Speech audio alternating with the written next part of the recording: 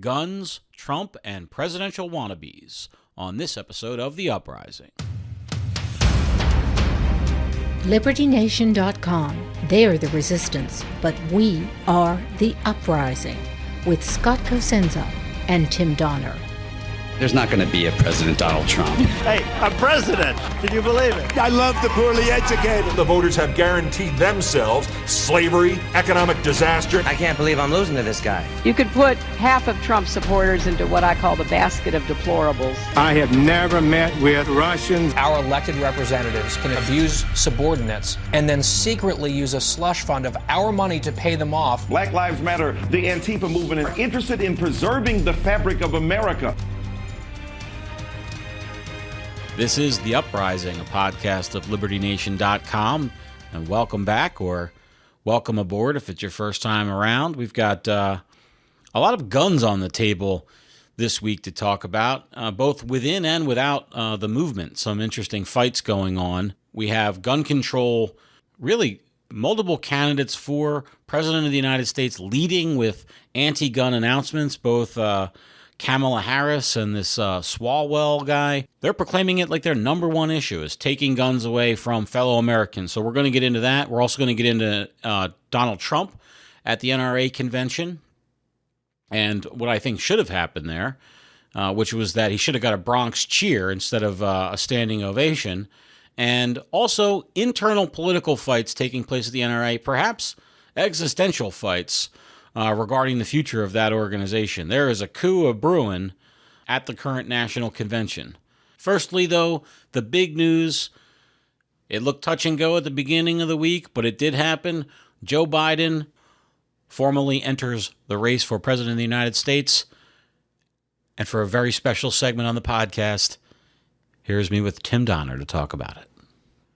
Tim Donner, Uprising Joe Biden for President correspondent, fresh from your trip to the Wilmington White House? No? Yes, I love that. Wilmington. That's really good. I strained to find something with a D, like Delaware something, but you've come up with it, Wilmington White House. I'm going to run with that.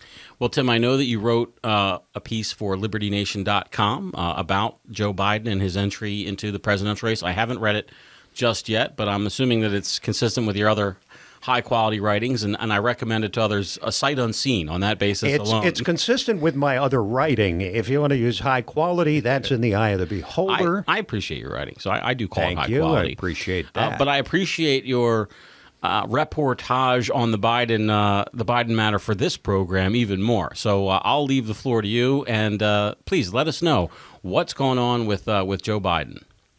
Well, he's in the race, as everybody figured. It seemed like an on-again, off-again thing he was going to announce. Then he wasn't, and then he postponed it. It originally was going to be in Charlottesville. Mm-hmm. Symbolic for Joe Biden's progressivism. On Wednesday.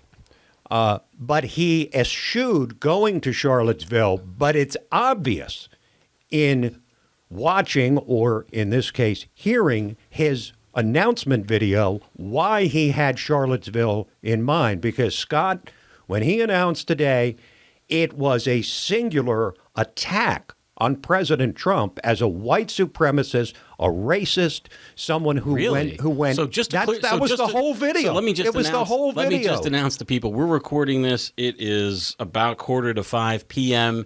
Eastern Daylight Savings Time on Thursday. And you were surprised when we first started that I hadn't seen this video. And I have purposely stayed away from Biden news just to hear it from you. So, yeah, I'll hear it for the first time. All right, so he starts out with a lot of flag waving, quoting the Constitution, all the stuff that most presidential candidates do. And then he immediately goes into a diatribe about what happened at Charlottesville. This was the whole video, and here's pretty much all you have to hear. Charlottesville is also home to a defining moment for this nation in the last few years. It was there on August of 2017 we saw Klansmen and white supremacists and neo-Nazis come out in the open. Their crazed faces, illuminated by torches, veins bulging and bearing the fangs of racism. And that's when we heard the words of the President of the United States that stunned the world and shocked the conscience of this nation. He said there were, quote, some very fine people on both sides. Mm-hmm. That's what he said. God. Now, listen, Scott. That is such a gross distortion of what Every what other Trump week said. I play these two clips. I'm going to play them right now.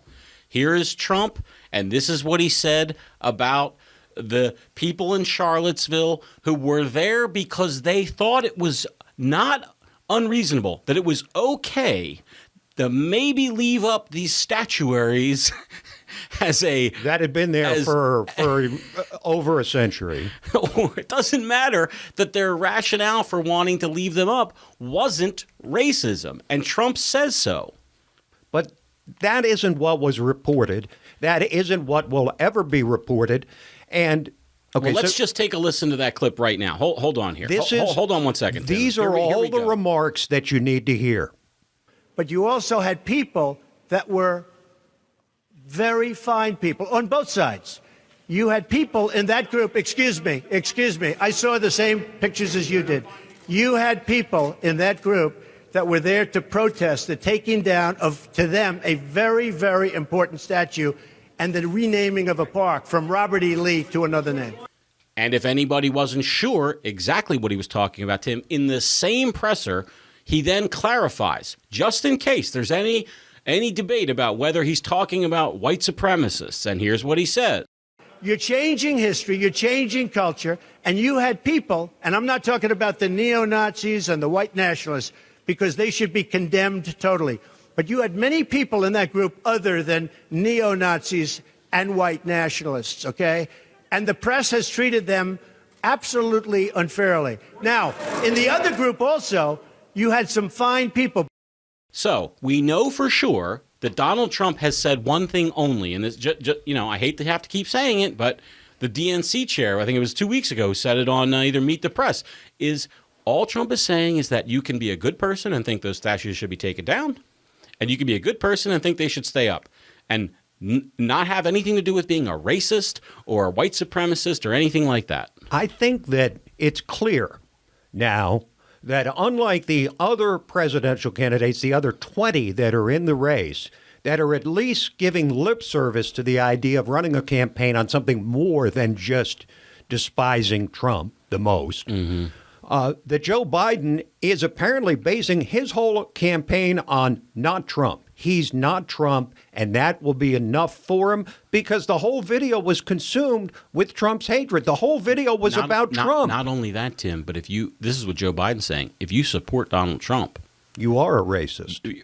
You're half a step away if you're not an actual racist. I don't even know if you're half a step away. So this is a straight progressive attack, by the way. And he was going to be, I thought, from what I heard on the moderate, he was going to be the unprogressive candidate. He was going to be the adult in the room who didn't think we could rebuild every building in the universe inside of 12 years and stop. Well, this is his play for the progressive vote, obviously, because you have to play for that in the far left crazed environment that the Democratic presidential candidates are running in with one radical idea after another. Like this week, we had Bernie Sanders, who thinks people in prison, including the Boston Marathon bomber, should be allowed to vote. AOC's chief of staff, whose name I can't recall right now, he's very active on Twitter, and he tweeted also that the right to vote is mentioned several times in our Constitution. Right. It's a fundamental right. And the best reply I saw to him was, so's the right to keep and bear arms. Do you think the guy should be able to have a gun inside a prison? Well, you give up all kind of rights. Of course you do. When you go to prison. That's the point of prison, is to strip you of your rights, actually, which is one of the reasons why I think, Tim, we should be putting fewer people in prison rather than more people. But that's not what AOC and Bernie want. They want more laws and more people to go to prison. But this is the climate that Biden now enters. And this is his play for saying he's just as progressive as the rest of them. In fact, he's more progressive because he's been progressive for 40 years, when in fact he's been a corporatist from beginning to end, to the very core of his being, as you have so rightly pointed out. When he wasn't being a hardcore drug warrior, by the way. A drug warrior, too. Absolutely. But this is authoring not just a drug warrior in terms of rah, let's do it, but authoring the crime bill that made so many inner city blacks have to spend time in prison that they wouldn't have otherwise. This is a naked play for the black vote. Whoa, which don't he say knows naked around Uncle Joe, that's Tim. True. Trouble there. Trouble on the horizon. That's one of, I concluded my article, Scott, by saying there's so many problems with Joe Biden that he could spend the entirety of his presidential campaign explaining them all away. You've got the problem with Ukraine and the fact that his son was given $166,000 a month for to serve as a vice president for business he didn't know anything out. And then they suppressed the investigation by having... Let's just slow that down just for a second, Tim, okay? Because I don't think that everybody knows about it. Well, I'm Joe trying to explain it. Biden's son, who had no experience at all in oil... He's like you and I. He watched J.R. Ewing when he was a kid, right? Like that's his. And we lost what's his name today, by the way, Cliff Barnes. Unfortunately, rest in peace. Oh, is that right? Yes, we did. I'm sorry to hear that. But Ken Kercheval, I believe, was his name. Fantastic. That's very good. Yes. He didn't know anything about the oil business. Had no previous experience in the oil business, and all of a sudden, people with massive. Interests that could be positively affected by a kind word from a vice president of the United States hired his kid for a huge salary to go live and work in Ukraine. It would be like literally hiring me to go do that. But that wasn't even the worst part of it. The worst part was that the company he worked for came under investigation for racketeering and money laundering, and the Obama administration, what they did was threaten to remove loan guarantees to Ukraine unless this chief prosecutor was fired. And then he was fired, and Biden's son, Hunter, kept his job. That's one thing, okay? It's good to be friends with the king, right? And on top of that, look at his failed presidential... It's embarrassing. Performance in two previous presidential campaigns. In 1988, he had to pull out because he plagiarized a speech from Neil Kinnock, a British politician, and he was called out on it.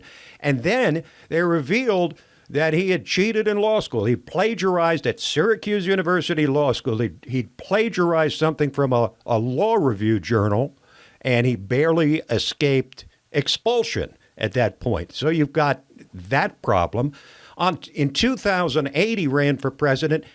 He didn't even achieve 1% in the first contest, the Iowa caucuses, and he pulled out immediately. So what is it this time that he thinks is going to appeal to Democrat voters that he couldn't get them to understand the first two times he ran? You know, he may have a point in terms of if you can just get ahead of this. He's got the great name recognition in terms of being the immediate past vice president of the United States. Another excuse to use that term. So that, there's the power of incumbency for the free press, and his power in that regard doesn't come from incumbency, but immediate past incumbency. And it is big in terms of, there's a guy who I'm actually going to produce a segment for later on in the Uprising, before the show gets released, and I forget his name. He's a congressman from California, and I made a note to talk about his introduction into the race, but I don't even remember his name. I know Joe Biden's name, Tim, and so do most Americans because of that history. And that's the only reason. Some brand that has some power. So if he can stay ahead, hear my point. If he can actually get a nose ahead of these other folks because of that brand recognition, maybe anybody could win against Trump, meaning because Trump has been so demonized and denigrated by the legacy media for so long, right? I mean, it's a daily show that any not Trump can beat Trump. Not any, but almost any. We know that Hillary is just a step too far, but maybe Biden is Hillary light enough that his corruption is only mild compared to hers. All right, but name recognition, Hillary Clinton had about 95% name recognition going into the 2016 race. That actually hurt her. Biden's name recognition is high, but as soon as he gets in the race, they're going to start attacking him. And he has not shown the ability really to respond in an effective way. He's a buffoon. He is a buffoon. I mean, that's fair to say. He's a total buffoon. It's hard to believe that this guy is the front runner. It's in the bonkers insane. When Obama picked him to be his, I think we had a conversation about it. There was no reason for it. What the hell are you doing? It doesn't make any sense. It's like just picking some generic corporatist white guy to sort of balance the ticket. Now, let's also talk a little bit before we end this overly long segment. Tim, I am the producer of the Uprising podcast, and I'm here to tell you it is not overly long. We're hearing a lot of positive response of the interaction, by the way, on the Biden segment. You're getting a lot of praise out there. Good. Absolutely. Well, glad to hear it. Well, let's talk about this one then, because I think people will like this. And this is Joe Biden's apology tour, which he has done leading up to this big day when he makes his announcement calling Trump a racist. Has he apologized for parading naked in front of the Secret Service women who are... not as of yet. Oh, I'm sorry. Okay. Did he apologize for pulling levers of power that the others of us couldn't pull to get his kid a plum spot in the Navy that he then showed up high on cocaine? Or is that something that wasn't included I think he's working on a response to all that. Right, just checking. All right. But here's the apology tour. Go ahead. Okay, it's an unofficial apology tour, sort of like Obama's, except Obama was apologizing for the United States when he made his world apology tour. Biden's apologizing for himself. Now, the first part of that was when he had the temerity about, 6-8 weeks ago, had the temerity to call Vice President Mike Pence a decent guy. An LGBTQ,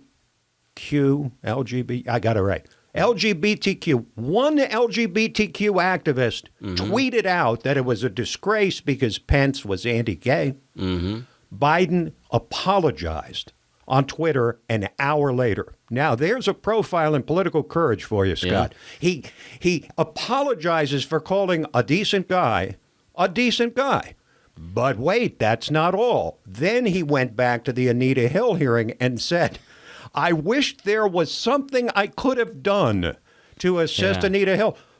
Not perhaps cognizant of the fact that he was the chairman of the Senate Judiciary Committee. There's wishes that then.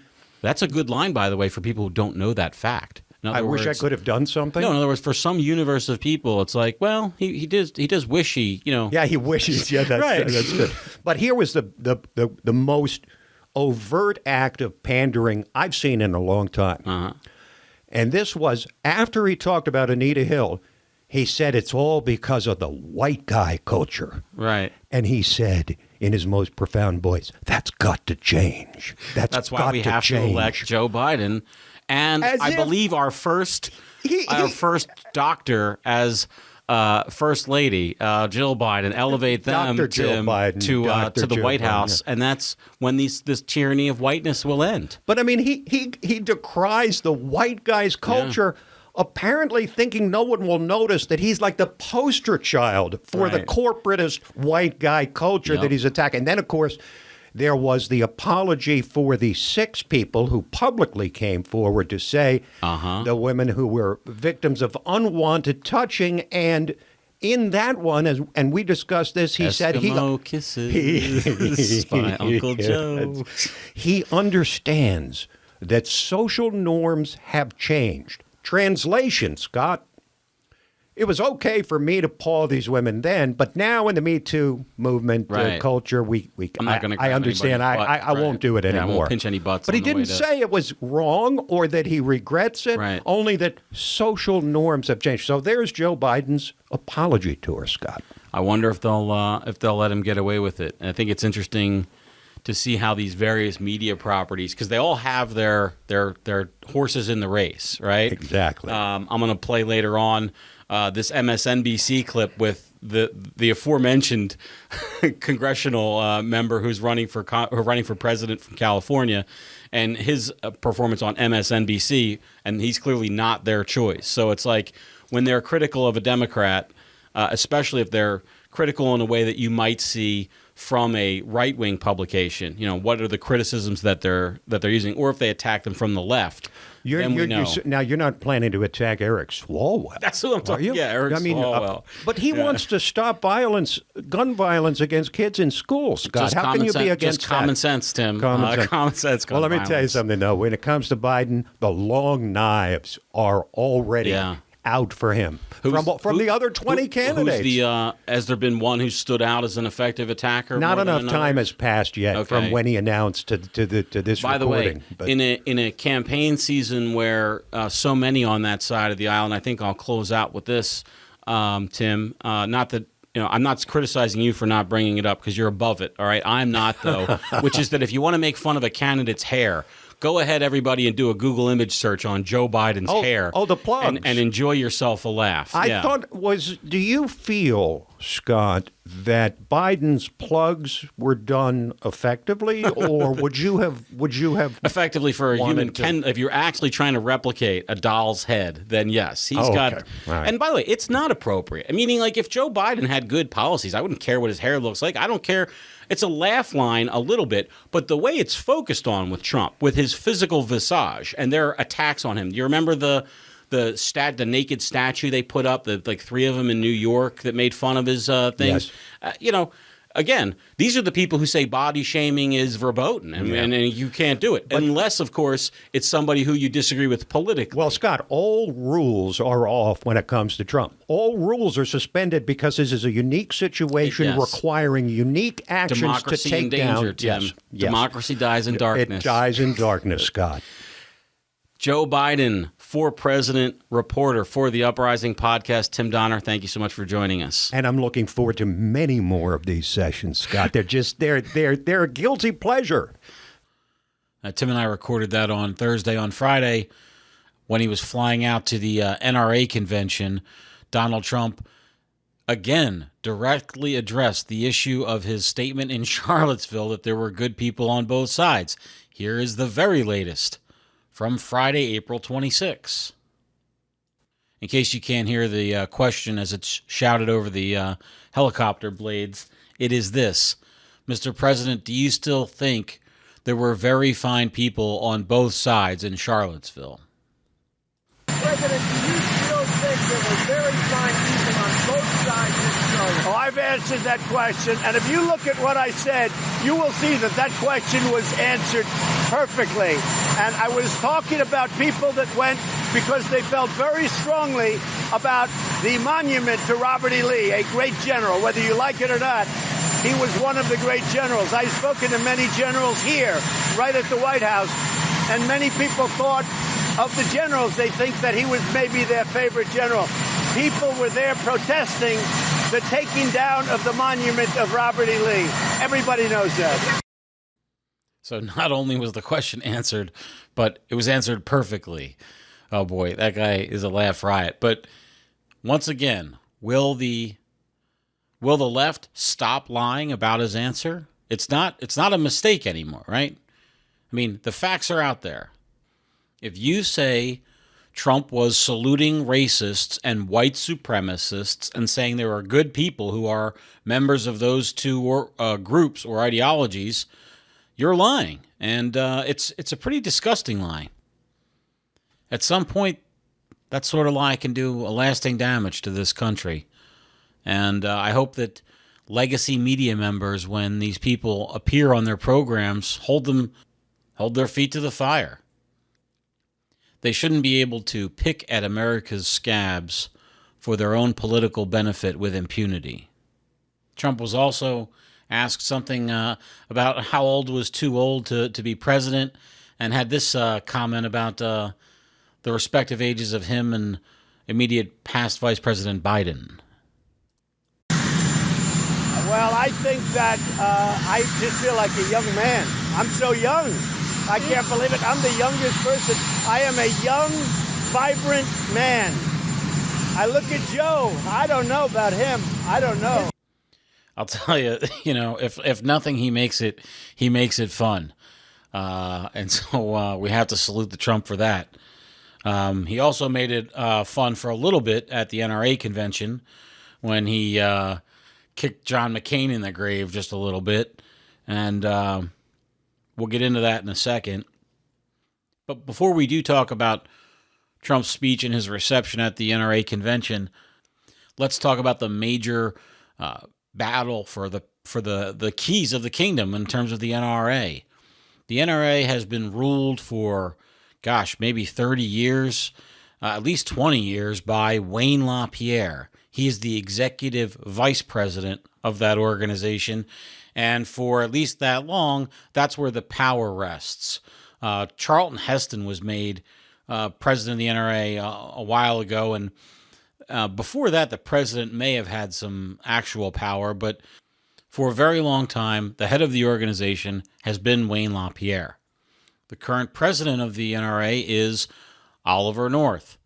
There is a power kind of battle between the LaPierre people and the Oliver North people, and it concerns this company called Ackerman McQueen, which is called their longtime marketing and PR firm. It's a vendor that the NRA has paid oceans of money to over the years, and they have a financial relationship with Oliver North. So Oliver North is like a paid presenter or whatever for that Ackerman McQueen group.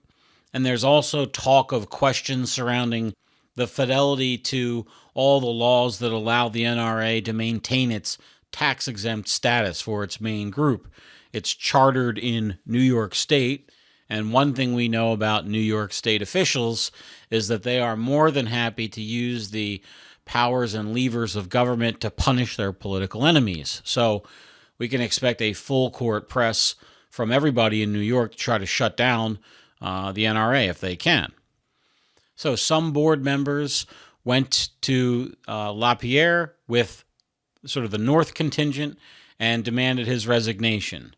Not only did Mr. LaPierre not resign, but he also published an open letter to the members of the board where he called the behavior in the parlance of extortionists, that he was offered an offer he couldn't refuse, and that basically the proponents of the offers threatened to write a lot of nasty, untrue stuff about him and financial impropriety, all concerning Ackerman McQueen and the money that they get paid. Now, firstly, full disclosure, I am an NRA member and certified firearms instructor. So how I come down on this in terms of the leadership of the organizations as a member of that organization is a pox on both their houses.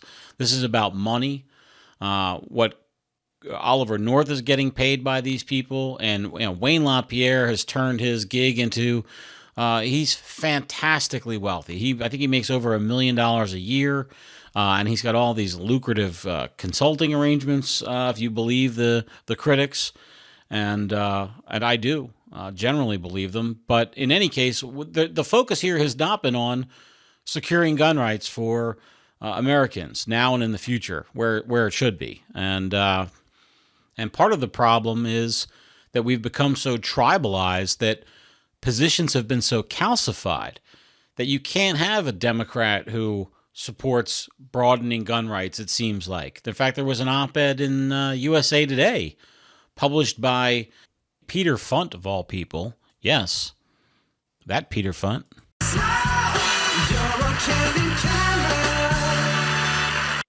Mr. Funt's position that USA Today thought was important enough to give in their limited real estate, said that Kamala Harris, because she owns a handgun, apparently thinks it's fine to own a handgun for personal safety, quote, which he insisted was a position held by the NRA, not progressive Democrats, and that it's an underpublicized revelation. Her words are fine but not for progressives like me. They're undermined by that handgun.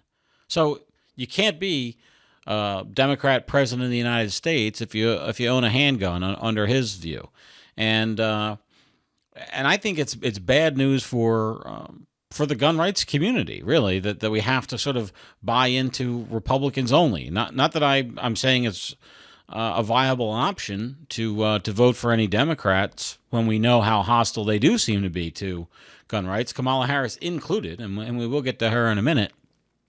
But the problem is, and the reason why I bring it up is, Donald Trump went to the NRA convention and he got a great introduction. So long and fawning, I can't even play it for you here.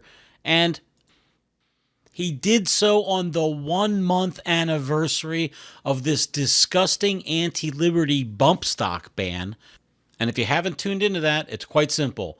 A bump stock is a device that people use. They install a firearm onto it, and it allows them in some instances to produce a rapid-fire, machine gun-like spraying of bullets.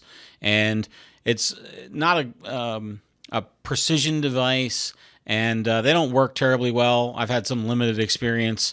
I don't own one. Thankfully, I wasn't one of the people who lost one when they were banned or made a felon, because that was your choice.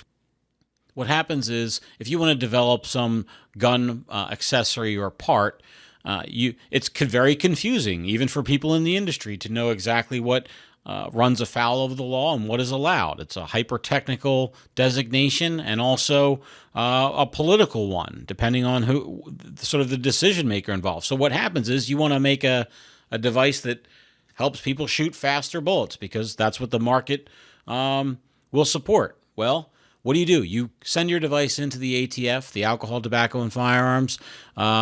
The technology branch will evaluate it, and they send you a letter. And the letter says, hey, you're good to go. This is not an impermissible firearm or somehow violative of the law. And then you get to sell your product and not run the risk of getting thrown in a cage for it, right? Well, then all of a sudden, one day, President Trump comes along and balanced the political pressure. And let's be honest, serious shooters, people who are firearms enthusiasts, most of us don't use bump stocks. We consider them to be junk or I don't know, déclassé something, but they're not for serious shooters for the most part. Most gun owners probably never even heard of them before the Las Vegas shootings, when Mr. Hatfield was, I think, accused of using bump stocks in that massacre. So you fast forward, and Trump figures it's a political, it's a hit he can take. There's not that many out there in existence anyway. It's no big deal. Well, it is a big deal if you're supposed to be the organization that stands up for gun owners and gun rights, and more importantly, how about for due process for gun owners? There's no escape valve in the law for ignorance. Plenty of people, I'm sure most of the people who bought these devices don't follow gun rights law as part of their job. If they don't come across it, then they don't come across it. And they're automatically felons for having these devices that they bought that were perfectly legal when they bought. And it'd be one thing if there was a law that was passed to make them illegal, but it wasn't. It was just Donald Trump and the Alcohol, Tobacco, and Firearms branch just changing a code of federal regulations. It's a perfect opportunity to stand up to Donald Trump and say, you are not doing the right thing for gun owners, and hold his feet to the fire. Anytime these groups are fawning over elected officials, it's almost always a bad idea. And this fawning over Trump, because he is, of course, light years better than a President Hillary Clinton would have been, or a President Kamala Harris will be. No, that's not okay. Hold his feet to the fire. You don't have to throw him out and cast him aside and say you won't support him or that he's bad for gun rights. But to not mention a month afterward that with the stroke of his pen he committed this body blow against due process and liberty, especially for gun owners, well, like I say, a pox on all their houses. Well, let's listen a little bit into Donald Trump's speech to the assembled at the NRA National Convention in Indianapolis. In 2 years, we did more to regulation. Think of that, than any president in the history of our country. It's one of the reasons our jobs are booming, one of the reasons the economy is booming. We gave you the largest tax cut in the history of our country, the biggest ever. And we got ANWR approved, and we got the individual mandate, the absolute worst part of Obamacare, eliminated. Now we're going for the rest. And we had it done except for one vote. You know what I'm talking about. One vote. The gall that he has to put forth his deregulation record before the audience against whom he enacted his most heinous regulation. The worst possible thing he did in his presidency was to sign a piece of paper that allows for the imprisoning of our fellow Americans for doing literally nothing wrong, and he's touting it. But anyway, I left it. I had to put it in there because I love the dig at McCain. He just can't let it go, and well, I love him for that, if nothing else. Okay, let's turn our attention to some other candidates, namely the junior senator from California, Kamala Harris, who is making guns and gun control a centerpiece of her campaign for president. Here she is at a town hall meeting. As president, how will you go about keeping our schools safe and keeping guns out of the hands of those who should not have them? Thank you, Ben. And I'm sure that there are plenty of students here who, while you were in high school, even middle school, that you had to participate in a drill, right? Where you were convened and your teachers taught you about how you need to go and run in a closet because there may be a mass shooter roaming the hallways of your school. And in our America, that should never have to happen. Conversations take place.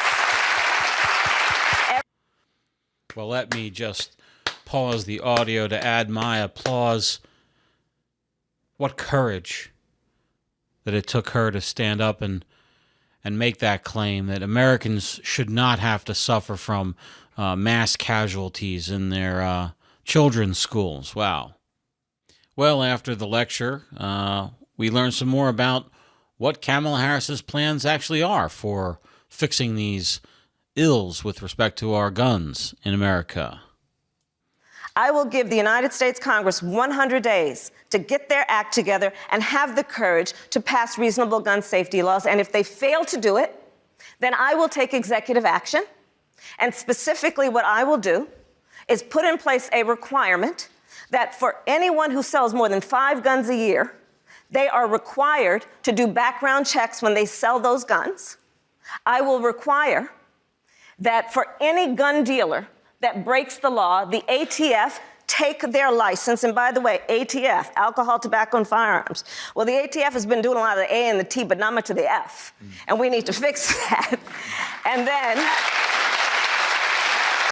I think that her laughing at that lame-ass joke that she made is disqualifying for her to get the nomination. Well, let me just tackle a couple of those things before we allow her to continue in terms of why those aren't common sense gun regulations from the perspective of gun rights advocates. When we, for instance, hear someone like her say, if a gun dealer breaks the law, that she's going to have the ATF revoke their license, that may seem like a rational response. Like, well, sure, if we can't have gun dealers out there breaking the law, that's probably how horrible criminals get their guns. And if that were the case, if that were the laws they were talking about, like if there's a gun dealer who's taking his inventory down to the hood at night and selling it from the back of a Buick for cash on the barrelhead, then yes, that would make sense to take their licenses away. But what we fear is that the hyper-regulatory state involves basically, it's sort of like you can't drive a car without breaking a traffic law. If you don't know that, that's sort of how it works. There are so many laws that if you drive for any distance, you're going to break some traffic law. It's one of the ways that the police use to sort of pull people over who they want to. They just follow for a long enough time, and if they have a thorough enough knowledge of the traffic laws, they're confident they're going to be able to make that stop. Well, the same idea applies here. Our fear is that when Kamala Harris runs the ATF, she'll basically say that if you forgot to put a period in this column instead of the other column, or if you used, instead of saying it's April 27th, 2019, if you said it was 4/27/2019, that kind of a thing, that's going to result in revocations of licenses, because that's the kind of games we've seen before from elected representatives, namely leftist elected representatives, although not exclusively, but especially, who wish to use the powers and levers of the administrative state to punish their political enemies and reward their friends politically, and implement their policy goals outside of the legislative process. And given the past, I don't think that they can say that's an unreasonable concern on our part.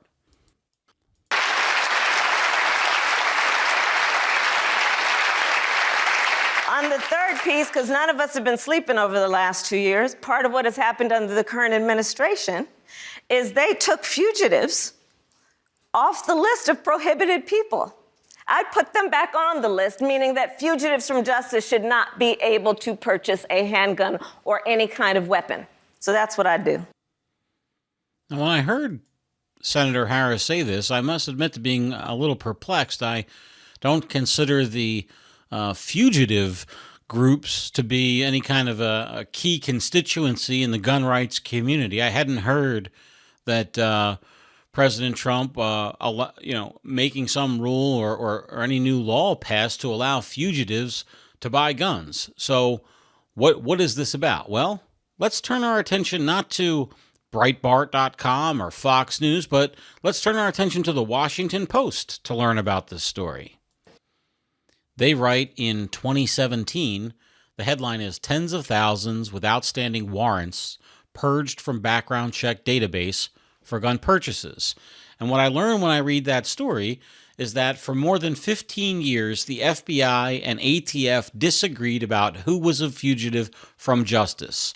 They both run criminal background check databases, and there has to be sort of some agreement about what these terms mean so that those background checks can flow smoothly, and so that all the various reporting agencies, state police agencies, and so on, basically have a standardized understanding as to what is what, right? That's how you can determine if somebody is in fact a fugitive. We have to agree on what that is. So in a 2016 report for the Obama, it was then, I think Holder had resigned in disgrace by then, and it was the Obama Lynch Justice Department. Inspector General Michael Horowitz urged the Justice Department to address the disagreement, quote, as soon as possible, because the FBI had a broad definition that said anyone with an outstanding arrest warrant was prohibited from buying a gun, but the ATF had argued, again, the Obama ATF argued that under the law, a person was considered a fugitive only if they had an outstanding warrant and tried to leave to go to another state. Well, guess what? Before President Trump took office, the Justice Department Office of Legal Counsel sided with the ATF and narrowed the definition of fugitives. So, the Obama Justice Department and the Obama ATF agreed that it was a question that was important that needed to be settled, and they agreed on what the right ruling was. The ruling was put into place to be changed after President Trump is inaugurated. He doesn't stand in the way of what these professionals at the Justice Department under President Obama had put into place. And now he's supposed to, get a political hit from Kamala Harris for somehow allowing fugitives to buy guns? No, that is fake news. Not to be outdone in the race to the progressive voting bloc, we have Mr. Swalwell. He's going to take all our guns. Eric Swalwell is a congressman from California. His district is just outside of Oakland. He's a young guy for running for president anyway.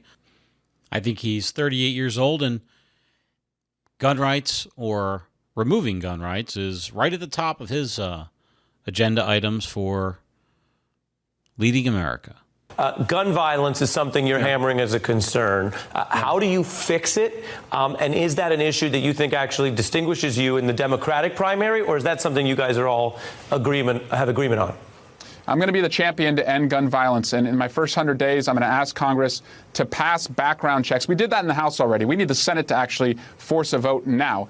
I'm going to ban and buy back 15 million assault weapons, and I know most Americans are with me. We saw it done in Australia. It was just done in New Zealand. That'll reduce the victims in mass shootings, take the most dangerous weapons from the most dangerous people, and invest in gang violence prevention programs in the cities where you have victims whose names we never hear and stories we are never told. It just takes leadership, Ari. And what I've found, I think I've cracked the code with the NRA.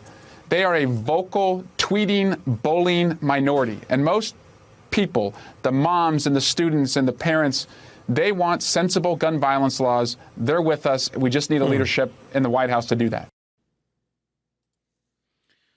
Well, he's right on one fact, but I think he's wrong on an analysis point there, and it may come back to bite him, which is that he's right that the majority of people do support these gun control measures. Now, I don't think they're common sense gun control measures, and I think that support comes out of a fundamental ignorance that they will actually improve conditions vis-a-vis violence in America, which I think the data clearly indicates is not there. The assault weapons ban of 1994 did not reduce murders in this country. It didn't do anything except for drive up the prices for those guns, and a massive sales opportunity. Of course, the number of those guns in production just went up insanely because the forbidden fruit aspect. But those support levels he talks about are probably true.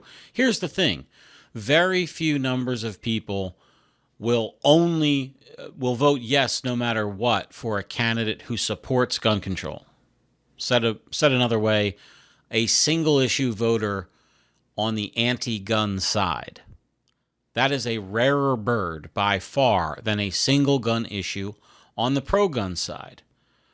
It's a difference between support that is broad and shallow and more narrow and very deep. And the reason why that deep support gets catered to rather than the shallow support is because when the going gets tough, the shallow support wanes, but the deep support is there. George Herbert Walker Bush credited his defeat for his re-election bid due to his support for increased gun controls and the NRA mobilizing against him, or gun owners mobilizing against him. Bill Clinton said that the NRA is the reason why the 104th Congress was elected. That is the 1994 revolution that kicked out the long-standing Democrat majority to initiate a Republican majority in Newt Gingrich. Well, that was thanks to gun owners. I haven't even talked about the more inflammatory. It boggles the mind. He says he's going to ban 15 million assault rifles. That means that 15 million assault rifles that are in private hands in America, he's going to confiscate. I love the buy back language, by the way. Well, they were never owned by the government in the first place. They've always been private property. So you're not buying anything back. You're just confiscating something or taking. You're stealing it if you don't give payment. But if the government takes something for the public good and then compensates the owner, that is a taking, and they have to compensate them. Well, leaving aside for a second the fact that some significant minority of gun owners are going to want to kill the people who come to take their firearms, and likely that will result in some significant loss of life.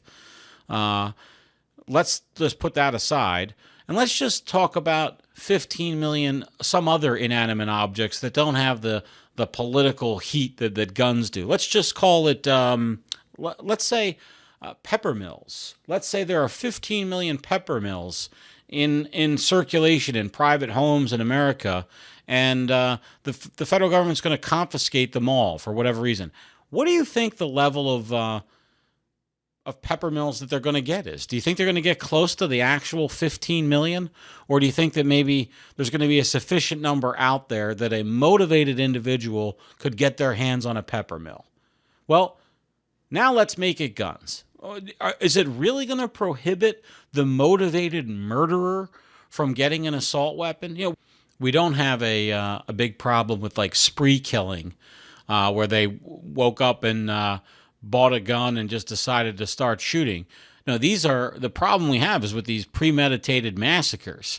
And is there any reason to believe that given all the planning that takes place, that those people wouldn't be able to get an actual firearm? Don't you believe it. And don't give up your rights so easily. They're hard won, and they'll be hard to win back. Well, that just about does it. I had one clip that I just thought was too precious not to play you, and that's the fine folks at NBC News and the nation's leader in political talk, the Meet the Press show, and its host, Chuck Todd. And what did they learn? What was the big takeaway? Let's pause and reflect and leave us with something moment from the Mueller report and the investigation itself. One item worth noting before we go to break. The Mueller report validates most, not all, but most of the reporting done by major news organizations throughout this investigation. Many of the stories we were told that were fake news show up as reported in the Mueller report and confirmed by first-hand accounts. It's something worth considering the next time you hear someone use the phrase fake news so loosely. Somehow he manages to turn that arm right around and pat himself on the back. It's beyond parody as far as this viewer is concerned. Thank you so much for joining us. Hopefully you'll catch up with us next week too. Visit LibertyNation.com 24/7, 365 for that sweet, sweet conservatarian news and analysis. Thanks. Bye-bye.